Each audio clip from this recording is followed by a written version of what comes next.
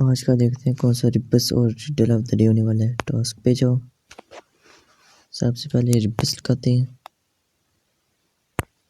Enter answer पे click करते हैं।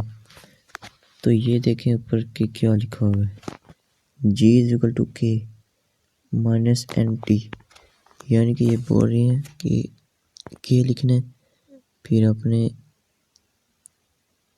ओ लिखना है, फिर ए लिखना है, फिर एल, फिर ए, फिर चेक आंसर पे क्लिक करते हैं। उसके बाद रिडल लगाते हैं। ये देखें, अब ये रिडल लगाते हैं।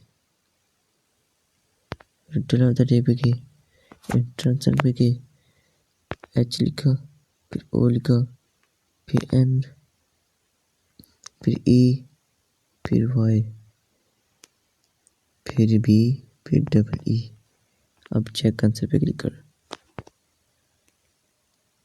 तो ये देखें ये भी हो गया।